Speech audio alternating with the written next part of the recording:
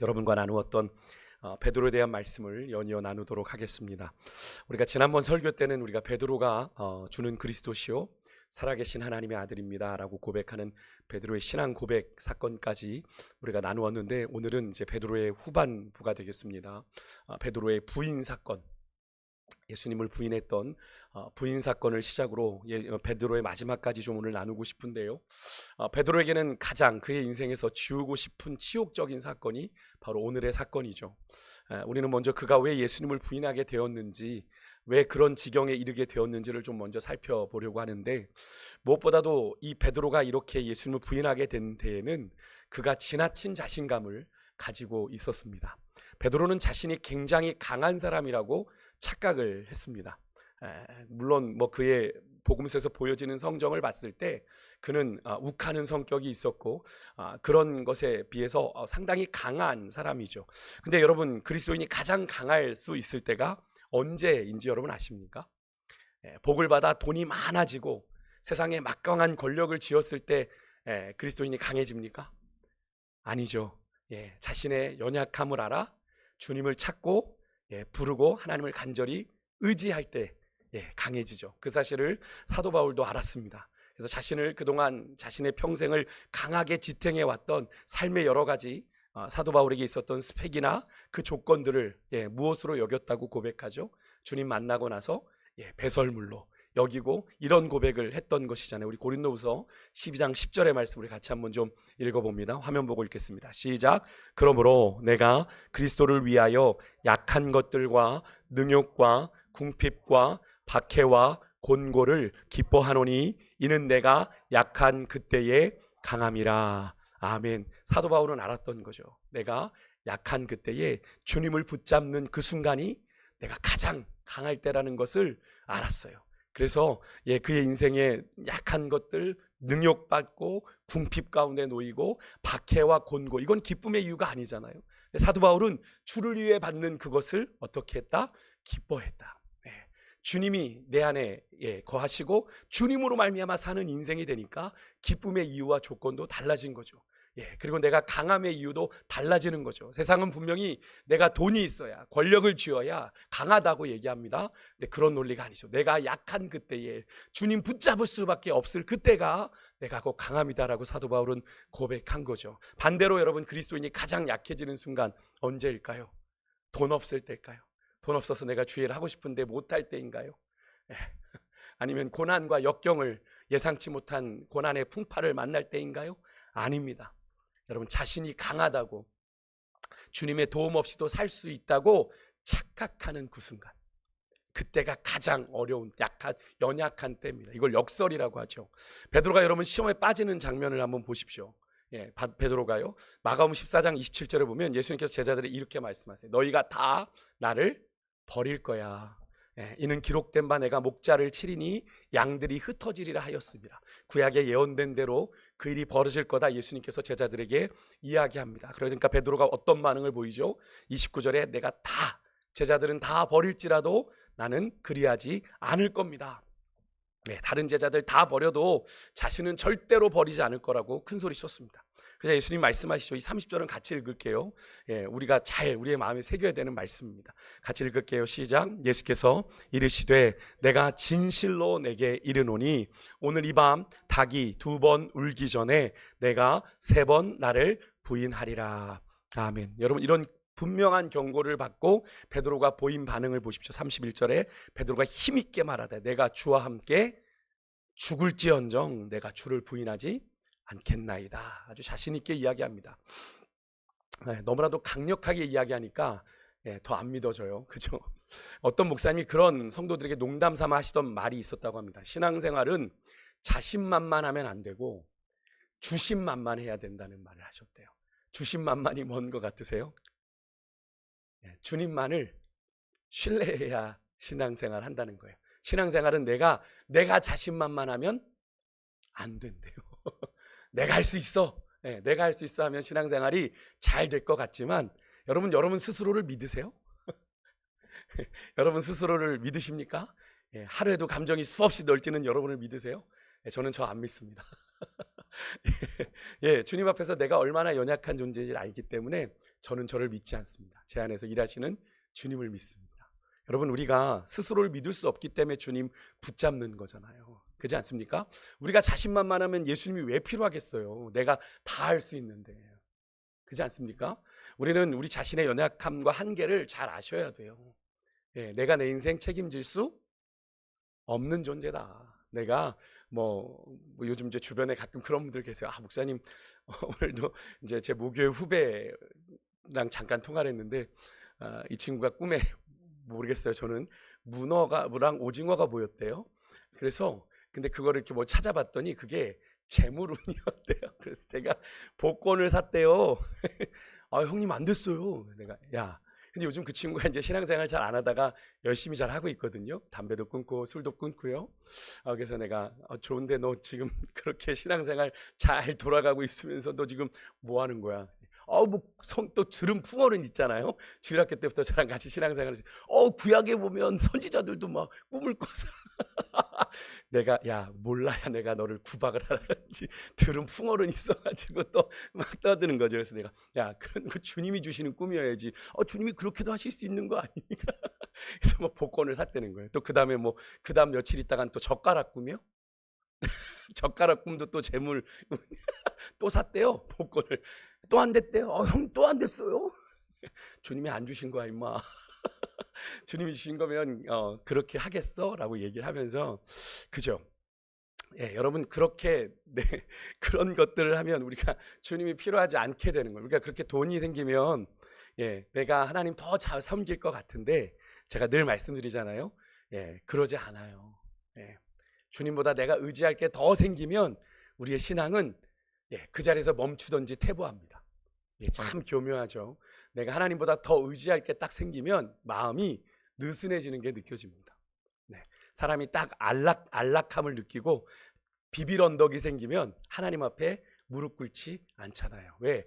어지간한 건 해결이 되니까. 그죠? 그걸로 안 되는 문제를 만났을 때 그제서야 두 손 들고 오는 거잖아요.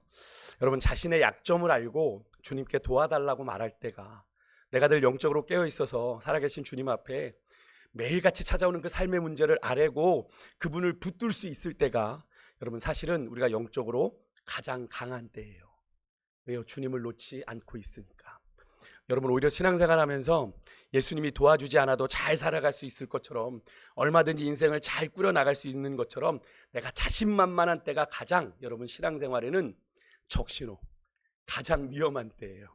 가장 위험한 때. 결국 베드로는요 자신의 그런 죽음까지도 각오한 호언장담에도 불구하고 예수님이 잡히시던 날 밤 어떻게 했습니까? 다른 제자들과 마찬가지로 도망쳤어요. 조금 다른 것이 있었다면 제자들은 다 도망갔지만 베드로는 예수님이 신문 받고 있는 대제사장의 뜰까지 몰래 따라갔다는 그런 차이만 있을 뿐이죠.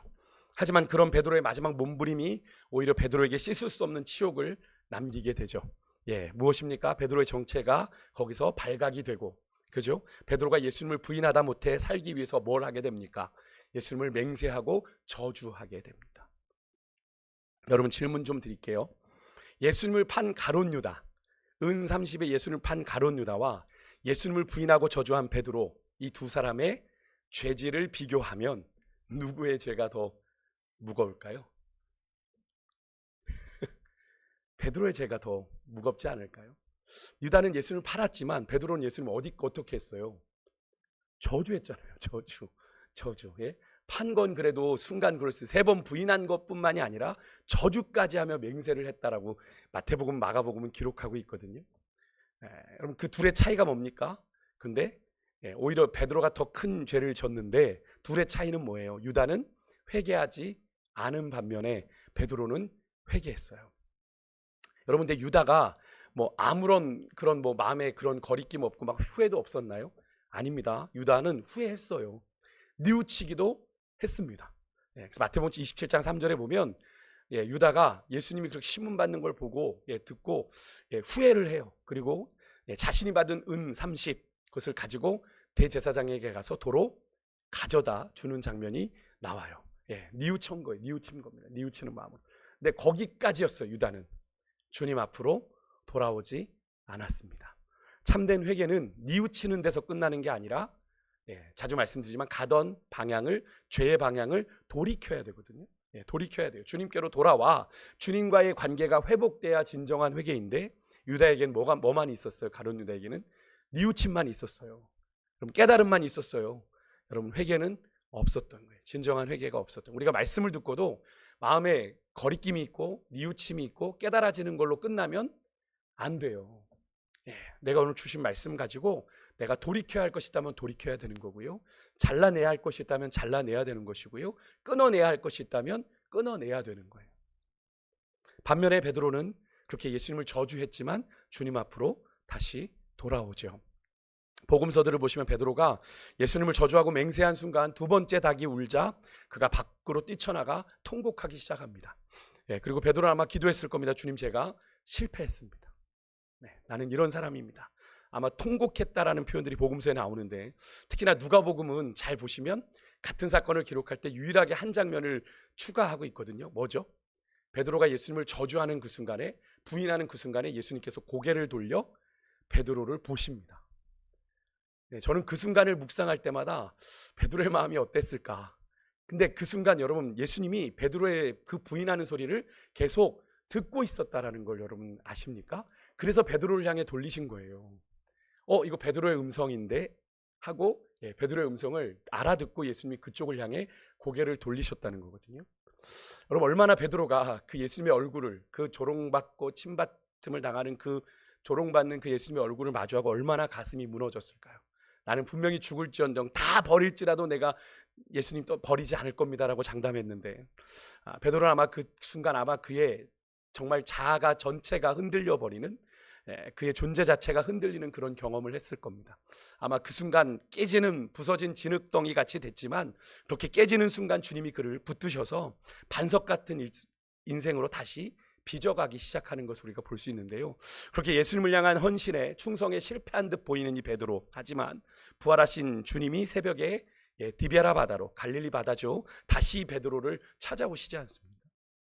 자신을 3번이나 부인했던 제자에게 동일하게 3번 그의 자신을 향한 사랑을 확인하시죠. 요한복음 21장에 보면 요한의 아들 시몬아, 내가 이 사람들보다 나를 더 사랑하느냐? 이 말은 베드로야, 너 아직도 나 사랑하니? 라고 물으시는 거죠. 그래서 베드로가 내가 주님을 사랑하는 줄 주님이 아십니다 라고 대답하죠. 이렇게 3번에 걸쳐서 베드로의 사랑을 예수님께서 확인하시면서 주님이 베드로에게 주신 명령이 뭡니까? 내 양을 먹이라, 내 양을 치라, 내 양을 먹이라. 목양의 소명, 목회의 소명을 베드로에게 맡기시지 않습니까?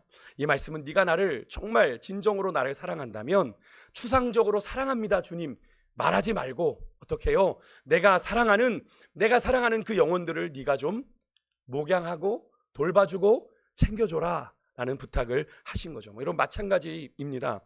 예수님을 향한 우리의 사랑도 좀 그래야 됩니다. 여러분, 예수님 사랑하십니까? 사랑하지 않으십니까? 예수님 사랑하십니까? 정말 사랑하십니까? 여러분은 그 사랑을 어떻게 주님 앞에 표현하고 계세요? 그럼 예수님 사랑하는 것, 우리가 너무나도 막연하게 교회에 와서 우리가 너무나도 막연하게 주님을 향한 사랑을 고백할 때가 있습니다. 오늘 베드로에게 그러셨던 것, 추상적으로 막연하게 고백하지 말고 우리가 구체적으로 그 사랑을 나타내 보여야 되는데, 예수님이 이렇게 말씀하셨어요.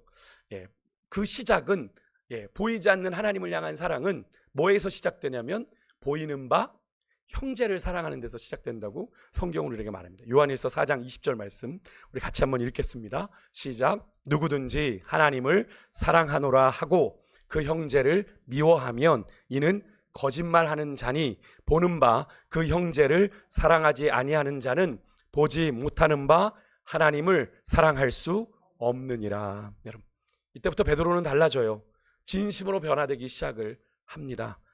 제가 자주 언급드렸던 쿼바디스라는 영화, 이건 C.N. 키에비치가 쓴 쿼바디스라는 소설을 영화로 만든 건데 내용은 크게 다르지 않습니다. 당시에 로마의 네로 황제가 실제로 일어났던 거죠. 로마에서 일어났던 대화재 사건의 배후를 누구로 몰아가죠? 그리스도인들로 몰아갑니다. 그래서 그리스도인들을 아주 대대적으로 핍박하는 일들이 실제로 로마에서 일어났고, 그 핍박을 피해서 로마를 벗어나려 했던 베드로가 그 로마를 떠나 가고 있을 때 반대쪽에서 누가 오세요? 로마를 향해 가고 계시는 예수님을 마주하게 되죠. 그리고 묻습니다. 너무나 유명한 말이죠. 쿼바디스 도미네, 이렇게 묻습니다. 이게 뭔 뜻이냐면 주여 어디로 가십니까? 라는 얘기거든요. 이 무렵에 예수님께서 베드로의 그 질문에 뭐라고 대답하십니까? 나는 네가 버리고 가는 저 양떼들에게 간다, 이렇게 말씀을 하시게 되죠. 이때 또 예수님과의 만남을 통해 또 한 번 깨진 베드로가 말합니다. 예수님, 제가 가겠습니다. 제가 다시 로마로 돌아가서 양떼를 돌보겠습니다. 예전 같았으면 베드로가 그럼 주님 가십시오 라고 했을 베드로인데 베드로가 변했습니다. 더 이상 이전의 베드로가 아닌 거죠. 여러분, 사도행전에서 만나는 베드로의 모습을 한번 상상해 보십시오. 복음서 때의 베드로와 확실히 다른 모습을 우리가 확인하게 되는데, 물론 중요한 터닝 포인트는 오순절 성령 강림 사건이죠. 그것을 통해서 베드로가 설교하면 한 번에 몇 명씩 돌아왔어요? 3,000명이 회개하고 돌아오는, 정말로 오늘날의 조용기 목사님 같은 그런 엄청난 영적인 능력을 감당하는 그런 부흥의 주역으로 이 베드로가 떠오르기 시작했죠. 그리고 그는 더 이상 비겁하지 않았습니다. 여러분, 사도행전 5장 27절 28절의 말씀 우리 같이 한번 읽어볼게요. 같이 읽겠습니다. 시작. 그들을 끌어다가 공회 앞에 세우니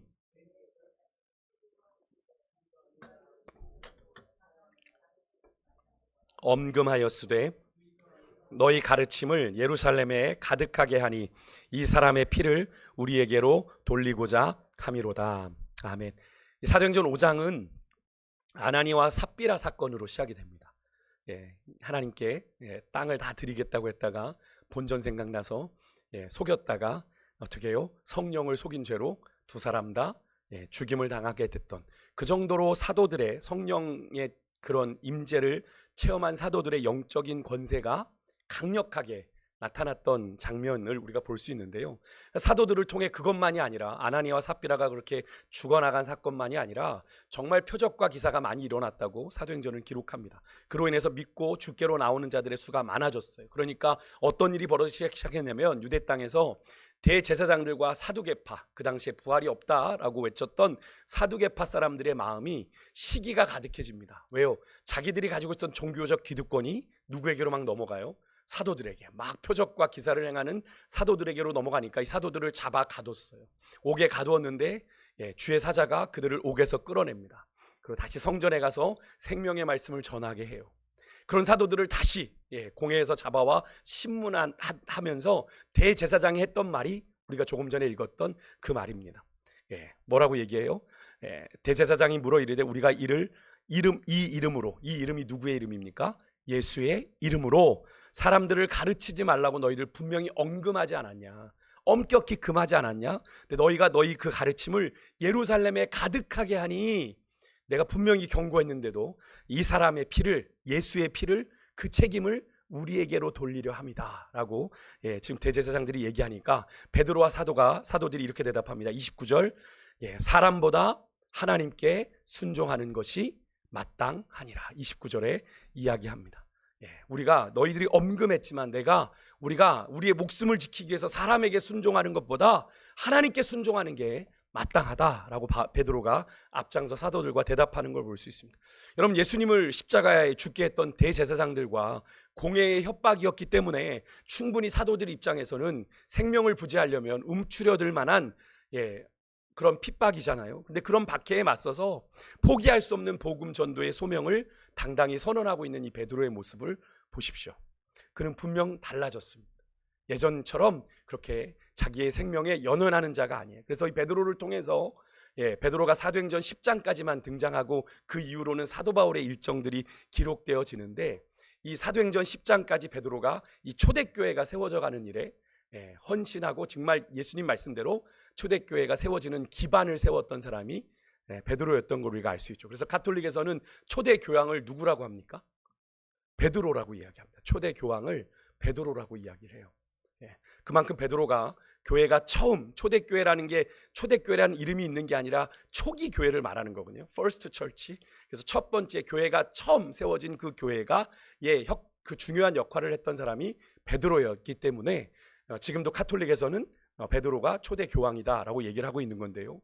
그럼 이 베드로의 최후는 어떠했습니까?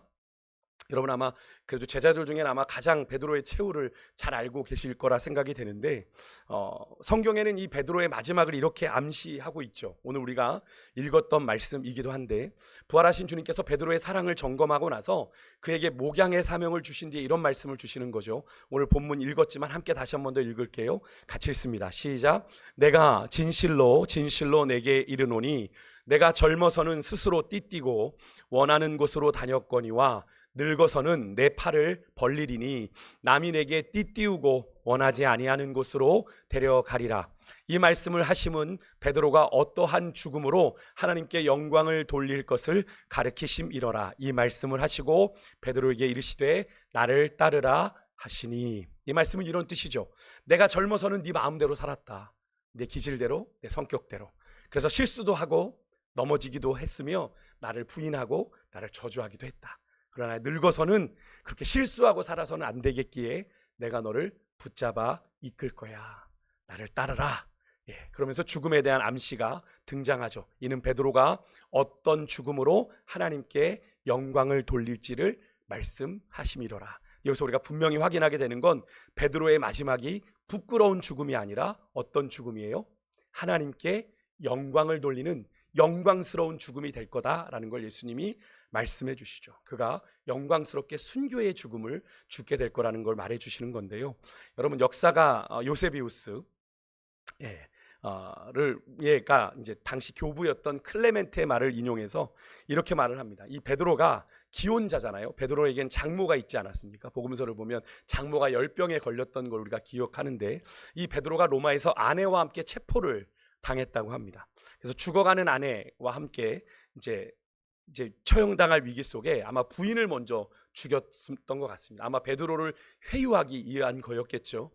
아내가 죽는 걸 보면 베드로의 마음이 흔들릴 수 있으니까 죽어가는 아내를 향해 예수를 부인하면 놓아주겠다.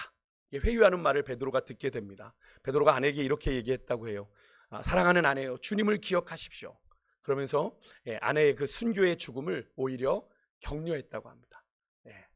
살아남으십시오가 아니라 주님을 기억하고 죽으십시오 라고 얘기했던 거죠. 그렇게 아내가 죽임을 당하고 난 뒤에 베드로가 자기 차례가 왔을 때 이렇게 부탁을 했다고 합니다. 한 가지 부탁이 있어. 나는 십자가에 그대로 매달릴 자격이 없습니다. 나를 어떻게 해요? 거꾸로 매달아 주십시오. 그리고 십자가에 거꾸로 매달린 채 손을 들고 주님을 찬양하며 자기의 마지막 생명을 하나님 앞에 드렸다라고 하는 전승이 남아 있는데, 그렇게 그의 마지막은 하나님께 영광이었는데요. 성경에는 이렇게 베드로가 남긴 유언이 있습니다. 뭐 유언이라기보단 베드로가 마지막 기록한 서신이죠. 베드로서 3장 18절에 이런 말씀을 베드로가 남겼습니다. 우리 같이 한번 읽겠습니다. 시작. 오직 우리 주 곧 구주 예수 그리스도의 은혜와 그를 아는 지식에서 자라가라.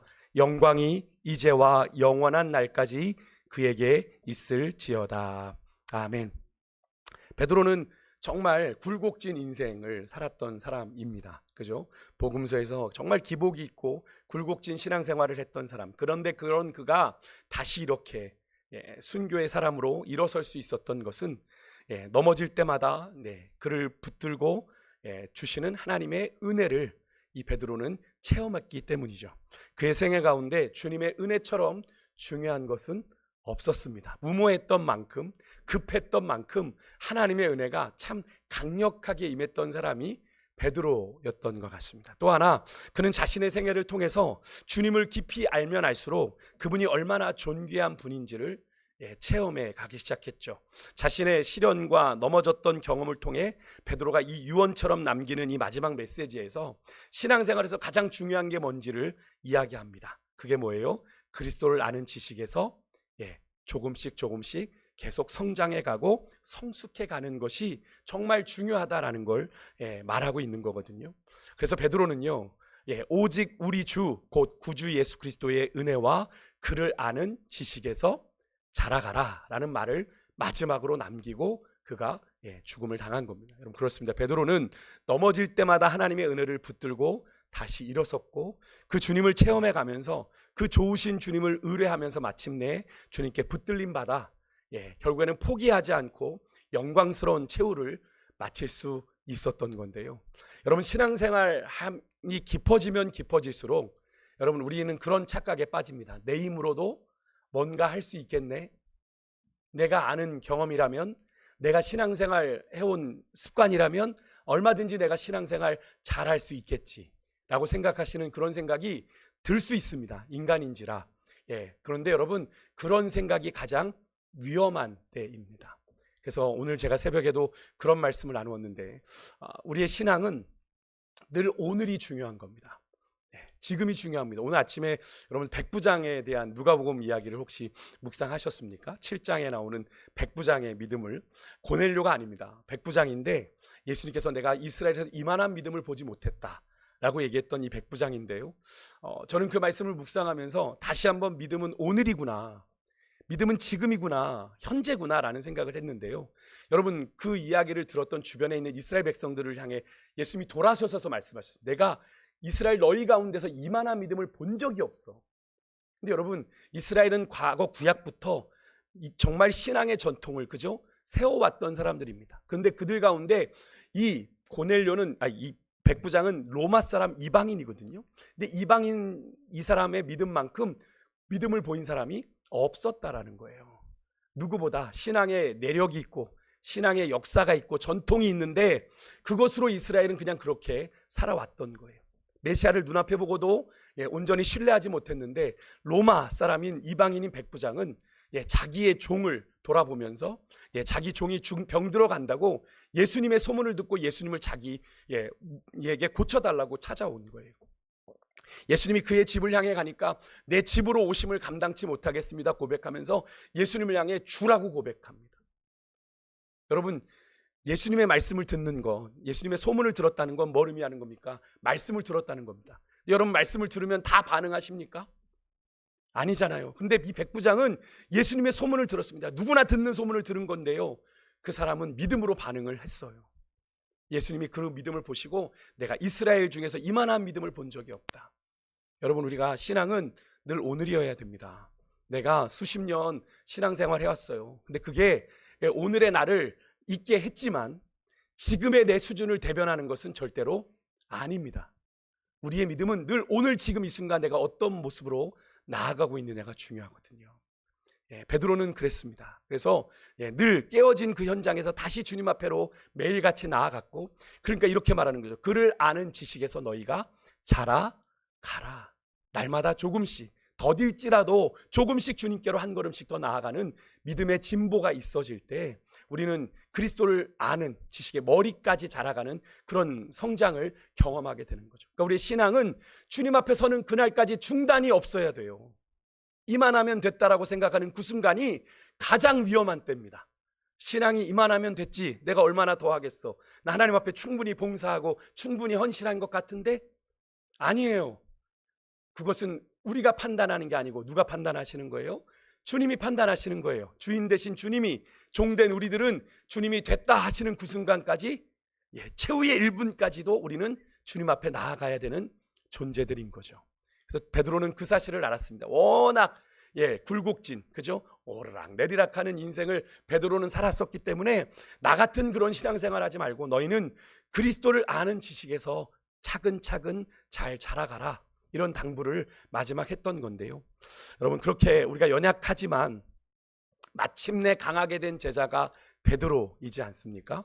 여러분, 그가 경험한 동일한 은혜가 우리를 붙잡을 때, 그리고 우리 주님을 더 깊이 알아가는 지식 가운데 우리가 거할 수만 있다면 우리도 여전히 연약하지만 베드로처럼 주님 안에서 주님으로 말미암는 성장과 성숙을 경험하게 될 줄 믿습니다. 그래서 우리가 날마다 소망해야 되는 건요, 하나님, 내가 주님을 더 알기를 소망합니다.